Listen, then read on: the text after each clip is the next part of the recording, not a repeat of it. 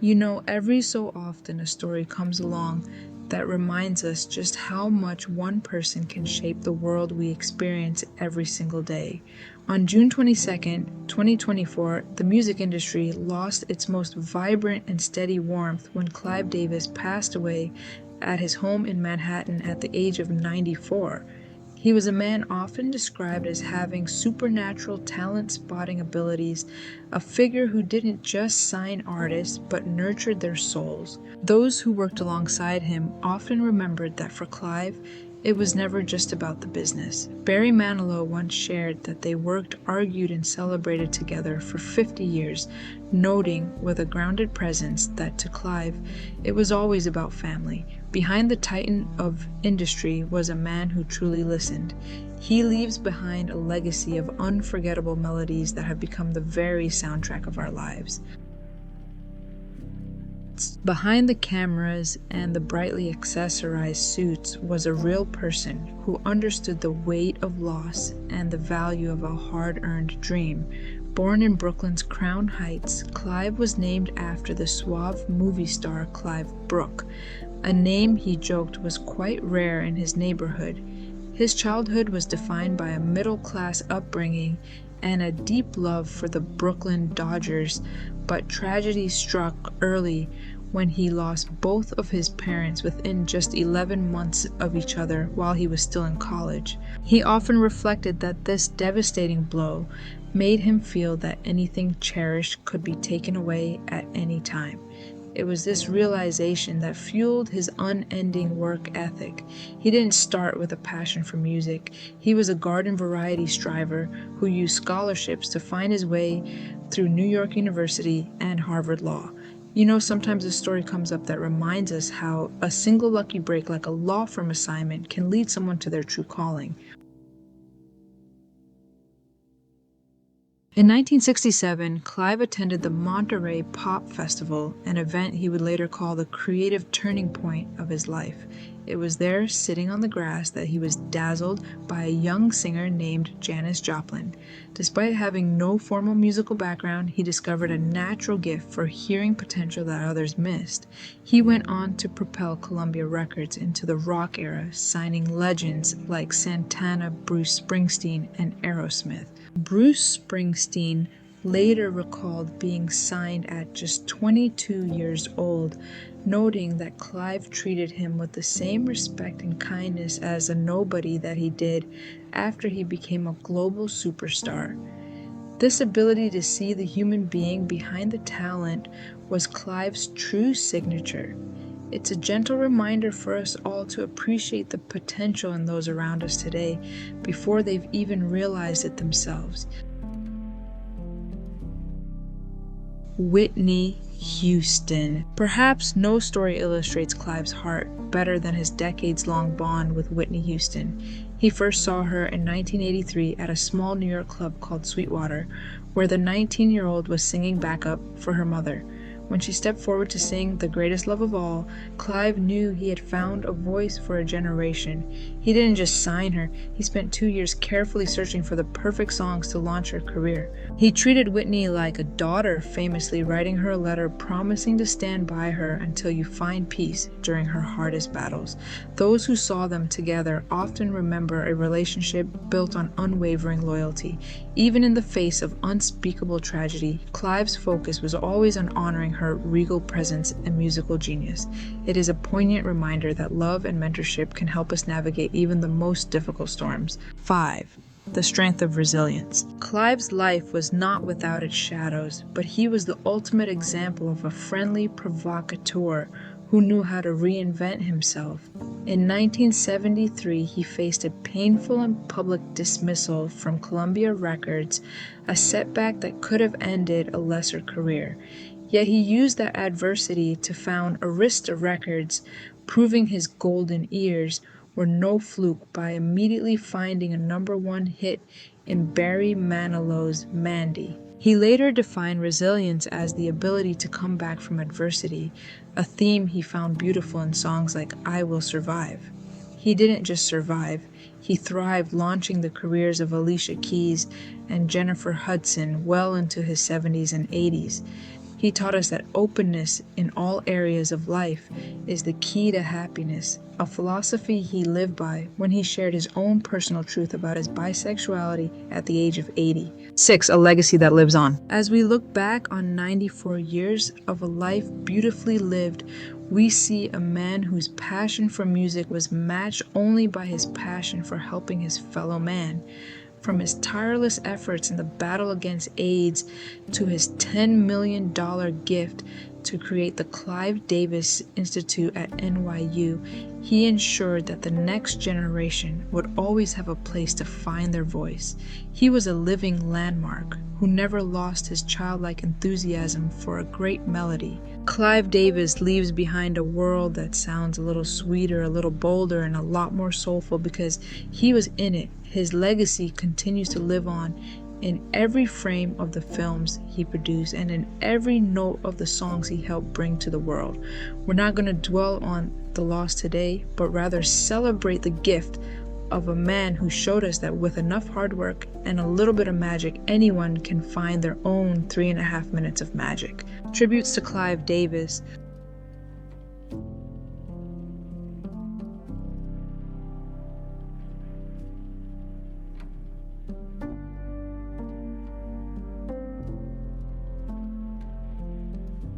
One, the voice that taught us to see ourselves. You know, every so often a story comes along that reminds us of the power of a single voice to change how an entire generation sees itself.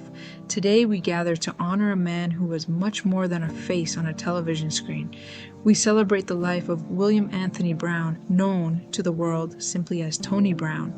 He was a steady warmth in our living rooms for 40 years, a grounded presence who passed away peacefully at his home in Newport News, Virginia, at the age of 93. Those who worked alongside him often remembered how he possessed an unforgettable ability to make the most complex issues feel personal and urgent. He didn't just report the news. He interpreted it through a lens of cultural pride and intellectual independence. It is a poignant reminder that while we mourn his passing, we must also feel a deep gratitude for the path he cleared for so many. Take a moment today to reach out to someone you love, because it's the stories we share now that become the legacies of tomorrow. 2. From Charleston to the front lines of media. Behind the cameras was a real person whose journey began in the humble streets of Charleston, West Virginia, during a time of deep segregation.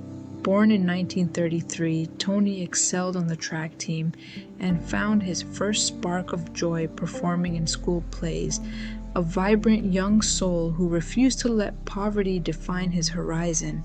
Before he was a pioneer of the airwaves, he served his country in the U.S. Army and dedicated himself to the study of sociology and psychiatric social work. Colleagues from his early days at the Detroit Courier often recalled his sharp eye as a drama critic, a man who understood that storytelling was the heartbeat of a community.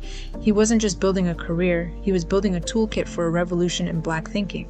He helped organize the 1963 Walk to Freedom with Dr. Martin Luther King Jr., proving that his commitment to justice was never just academic, it was lived. He lived a life of purpose. 3. The architect of the National Journal. In 1970, Tony stepped into the role of producer and host for Black Journal, a program that would eventually bear his name and become a weekend ritual for millions. Tony Brown's Journal wasn't just a show, it was a sanctuary where topics like the Tuskegee syphilis experiment and the Tulsa race riot were explored with a rigor the mainstream media often lacked. He was nattily dressed and bespectacled, a warrior journalist who spoke truth to power with a vibrant and uncompromising spirit. Those who sat across from him in the interviewer's chair often remembered his no-nonsense approach to the truth. He famously operated under a motto that became his North Star: no black lies, no white lies, only the truth. Through his syndication efforts and his partnership with Pepsi Cola, he brought Black public affairs into 85 cities across the nation. He showed us that our history was a continuum, not a collection of episodes. He made excellence the expectation. 4. Building bridges and empowering minds. Tony Brown's influence reached far beyond the glowing lights of the television studio and into the hallowed halls of academia. In 1971, he became the founding dean of the Howard University School of Communications, where he established one of the first annual career fairs to ensure young black professionals had a seat at the table. He later shared his grounded presence with Hampton University, serving as a dean there until 2009. He was a man of diverse interests, a member of Phi Alpha who wasn't afraid to be controversial or move between political boxes if he felt it served the economic self-sufficiency of his people. Whether he was writing books like What Mama Taught Me or directing the film The White Girl to warn against the dangers of addiction, his goal was always the same: empowerment. He taught us that knowledge of ourselves was not optional, it was necessary for survival. He was a keeper of our collective memory. 5. An enduring legacy of truth. As we look back on his 93 years, we find a beautiful meaning in the loss, a reminder that love for one's community can help us navigate even the hardest battles. Tony Brown's journey ended due to complications from heart disease, but the heart he gave to his work continues to beat in every journalist and educator he inspired. He was a public educator in the truest sense, a man who transformed the television screen into a classroom for an entire nation. You know, sometimes a story comes up that reminds us why we must never forget the names of those who taught us how to see ourselves. He leaves behind a legacy of integrity, discipline, and an unforgettable commitment to the truth. We are a grateful generation for the time he spent holding the microphone for those who were unheard. His legacy continues to live on in every frame. Tributes to Tony Brown.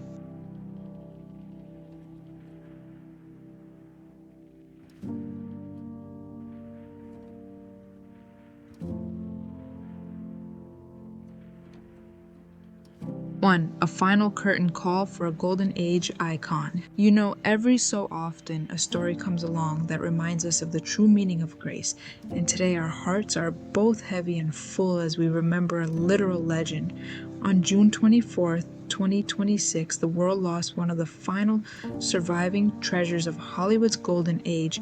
And Blyth, that vibrant dark-haired beauty with the voice of an angel and the dramatic fire of a seasoned veteran, passed away peacefully at her home in Rancho Santa Fe at the age of 98. Those who worked alongside her often remembered a woman of steady warmth and a grounded presence that was rare in the whirlwind of the studio system. She wasn't just a name on a marquee, she was a survivor.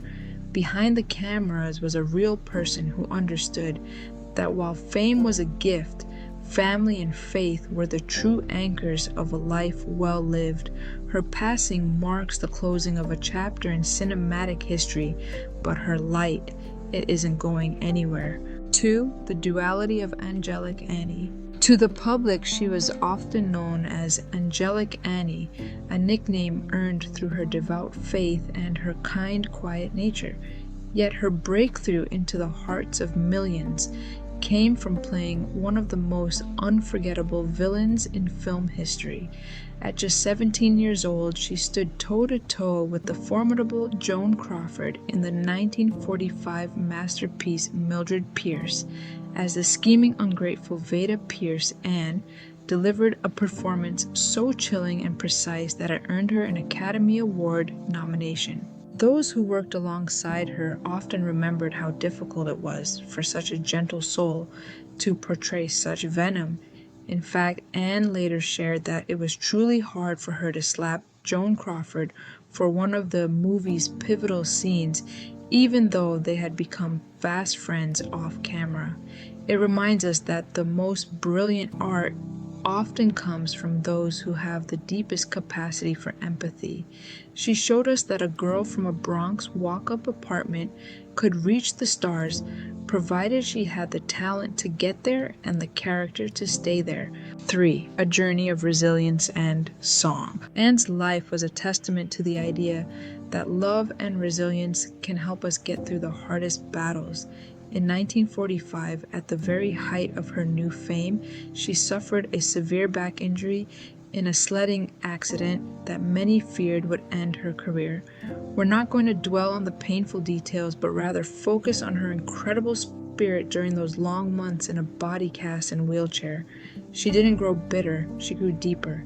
She found a new sense of prayer and strength that would carry her through the next 70 years of her journey. When she returned, she didn't just walk, she sang. Her trained soprano voice became the heart of lavish MGM musicals like The Great Caruso and Rosemarie. Do you remember her singing The Loveliest Night of the Year? It was a moment of pure, unforgettable magic. She had this incredible range, moving from gritty film noir like Brute Force to the sweeping operettas that made the world fall in love with her all over again. 4. The heart behind the Hollywood star. It's often the simple, ordinary details that tell us the most about a person's soul. In her later years, Anne found her greatest joy far from the red carpets in the quiet beauty of gardening, knitting, and oil painting. She was the kind of person who would personally respond to every single piece of fan mail she received, a rare gesture of gratitude and appreciation for the people who had supported her through the decades. In 1953, she married Dr. James McNulty, and they shared a beautiful traditional life for 54 years until his passing in 2007. Together, they raised 5 children, and for Anne, her role as a mother always overshadowed the excitement of any part she played on the screen. You know, sometimes a story comes up that reminds us to appreciate those around us right now. Anne knew that the applause of an audience is wonderful, but the love of a family is what truly sustains a human heart. 5. A legacy of faith and enduring beauty. Anne Blyth leaves behind a legacy of profound family values, artistic excellence, and a spirit that remained vibrant until her very last day. Whether she was playing an immortal actress on The Twilight Zone or a psychological mysteries guest on Murder, She Wrote, she brought a dignity to her work that was uniquely hers. She was one of the last living bridges to a world of elegance and studio craftsmanship that we will never see again. Her legacy continues to live on in every frame of the film she graced and in the hearts of the family she cherished. As we say goodbye to this golden soprano, let's take a moment to be grateful for the beauty she brought into our lives. She showed us that one could be a star in the eyes of the world while remaining a humble servant of faith and family. Tributes to Anne Blyth and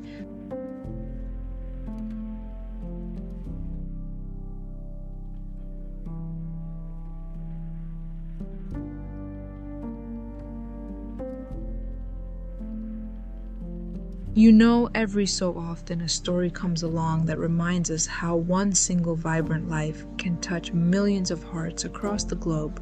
Today we pause to honor a man of grounded presence and unforgettable strength, the legendary Les Mills Sr., who passed away peacefully at the age of 91. Those who worked alongside him often remember a man who was a true force of nature, possessing an insatiable work ethic that never seemed to dim with the passing years. Auckland Mayor Wayne Brown perhaps said it best when he remarked that another great Totara has fallen, leaving a space in the forest that can never truly be filled. Behind the cameras and the public honors was a real person who simply wanted to leave the world a little better and a little fitter than he found it. It is a poignant reminder for us all to appreciate the steady warmth of those around us while we have the chance to hold them close. His journey began in Auckland in 1934, but it was defined by a quiet human struggle that many of us can relate to. After the heartbreaking loss of his father at the tender age of 11, young Les found a sense of comfort and steady purpose in the world of physical culture. He wasn't just chasing medals, he was finding a way to stand tall through life's hardest battles. This dedication saw him grow into a fearsome yet graceful athlete, representing New Zealand at 4 different Olympic Games in the shot put and discus throw. Many longtime fans will never forget the sight of him carrying the flag for his nation at the Roman Munich Games, a symbol of steady warmth and national pride. His crowning moment came in 1966 when he claimed Commonwealth gold, a testament to a decade of disciplined, unforgettable effort. In 1968, alongside his beloved wife Colleen Less, took a leap of faith by opening a small gym in Auckland that would eventually become a global household name. It started as a place for elite athletes, but he soon realized that the joy of movement belonged to everyone. Those who were there in the early days recall the vibrant energy of those first classes where exercise transformed into what we now call exertainment. He broke barriers working with his family to prove that strength training wasn't just for the few, but was a path to empowerment for everybody, especially for women seeking their own physical voice. Today, his spirit lives on in over 100 countries where millions of people still find their own strength through the programs he helped pioneer. But Les's heart was always big enough to care for his community beyond the gym walls, leading him into a distinguished career in politics. As the mayor of Auckland throughout the 1990s, he was the steady visionary hand behind the redevelopment of the viaduct and the rise of the iconic Sky Tower. He was a leader who wasn't afraid of small practical changes, either famously introducing the green wheelie bins that still help keep his city clean today. Even while managing the complex affairs of a growing city, he remained a mentor at heart, coaching athletes like Beatrice Fomuina to world titles. Sometimes a story comes up that reminds us that true leadership is about serving others with a steady, grounded heart. As we look back on this unforgettable journey, we see a life that found meaning in the simple act of helping others fall in love with fitness. He leaves behind a legacy of vibrant health and community spirit that stretches from the shores of New Zealand to every corner of the earth.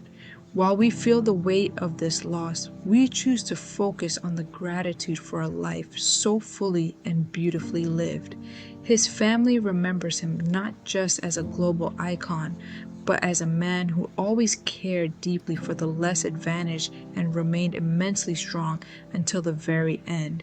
His legacy continues to live on in every frame and in every heartbeat of every workout around the world. Tributes to Les Mills.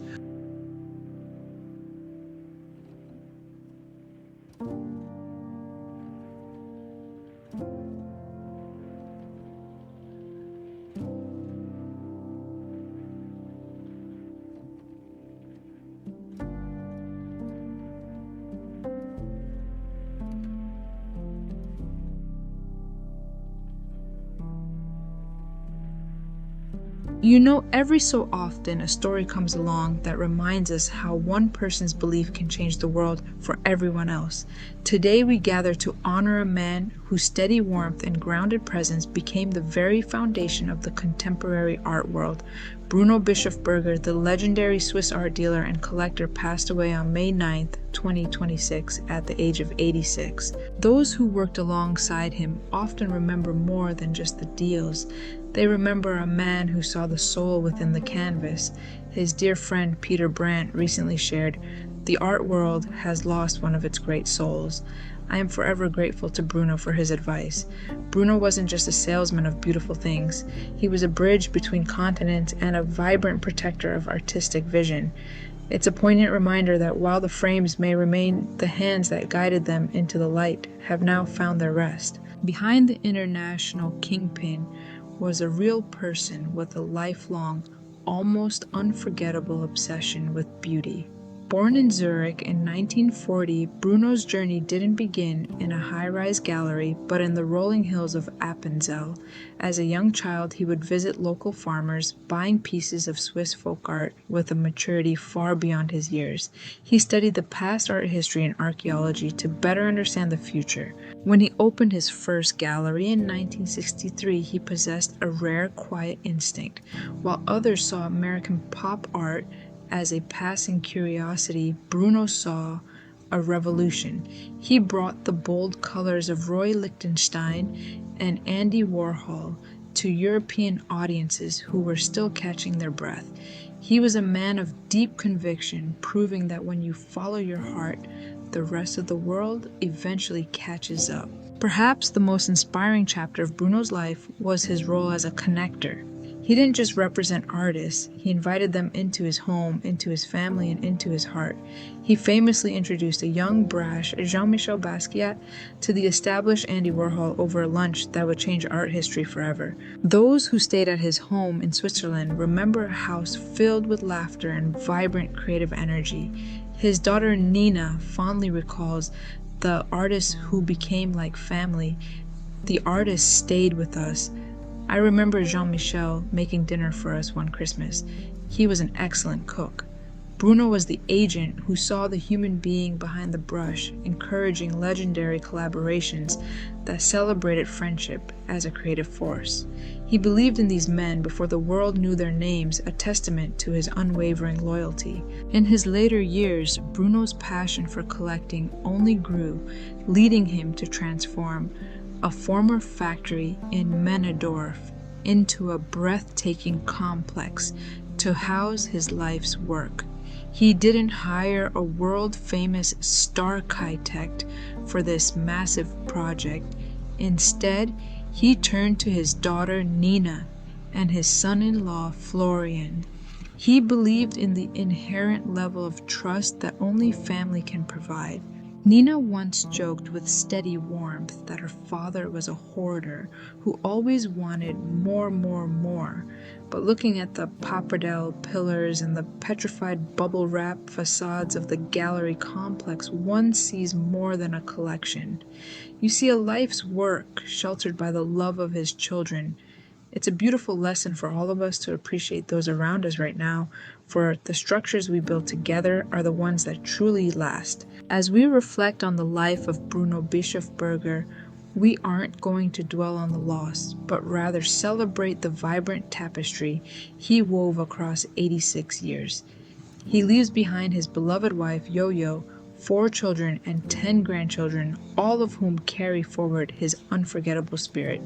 He was a man who fished in the history of painting and found treasures that will inspire generations to come. His influence on the art we love and the artists we admire cannot be overstated. Bruno showed us that art is not a distant institutional thing, but something to be lived with, experienced intimately, and shared with those we love. You know, sometimes a story comes up that reminds us that beauty is everywhere, if only we have the courage to look. His legacy continues to live on in every frame he touched and every artist he championed. Tributes to Bruno Bischofberger.